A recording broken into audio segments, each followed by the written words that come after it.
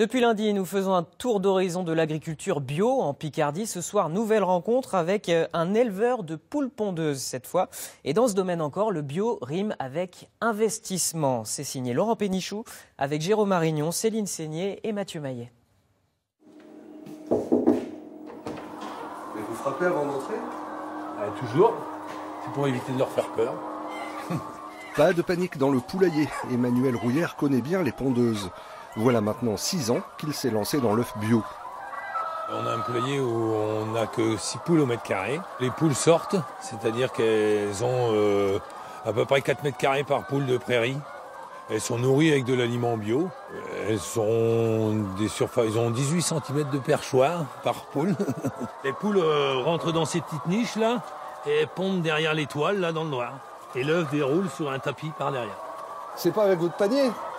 Non, on ne fait plus avec le panier. La poule, ça coûte cher. Le poulailler, 350 000 € et tous les ans, il faut renouveler ses poules, 40 000 €.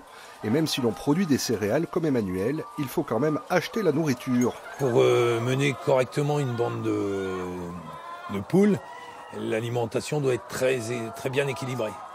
Et donc c'est plus sécurisant d'acheter dans une entreprise où les gens sont compétents pour fabriquer l'aliment que de le faire soi-même. L'alimentation, c'est la spécialité de cette entreprise.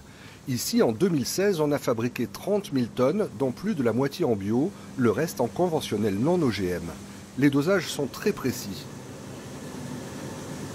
Vous êtes comme un cuisinier, en fait.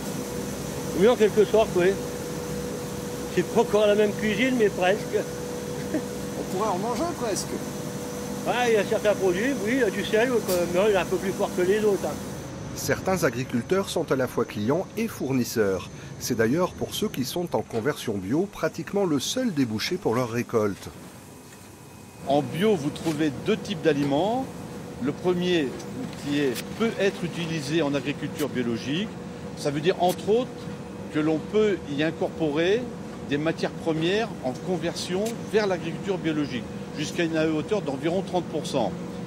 Ça veut dire aussi qu'on peut y incorporer une toute petite partie, 5% maximum, de matières premières conventionnelles. Par contre, vous avez un deuxième type d'aliment qui lui s'appelle issu de l'agriculture biologique. Et là, les matières premières d'origine agricole sont obligatoirement bio. Le marché de l'alimentation explose. Les fabricants ont même parfois du mal à trouver la matière première. Nous sommes depuis de nombreuses années sur un marché à plus 10%. Et cette année, dans notre métier de fabricant d'aliments, et cette année, on est plutôt sur une progression à plus 20, voire 25% de progression. Qu'est-ce que c'est que ça ? Une attente du consommateur et de plus en plus de demandes de la grande distribution, entre autres. Ce camion qui vient de charger de la nourriture bio va livrer chez notre éleveur de poules. Ça faisait 20 ans qu'il y pensait et en 2010, Emmanuel Rouillère se lance avec la conversion d'une première parcelle. Son idée, c'est d'arriver à tout passer en bio, les poules, c'est fait, mais aussi ses cultures et ses 30 vaches allaitantes. Je suis arrivé à 45 ans, je me suis dit, c'est aujourd'hui ou je le ferai plus jamais, quoi. C'est vrai qu'en bio, aujourd'hui, on est heureux de travailler parce que les gens, il y a une demande. J'en profiterai pour remercier les consommateurs qui achètent bio, parce que je crois que ça nous permet de travailler en relation avec la nature, beaucoup plus que dans l'agriculture conventionnelle.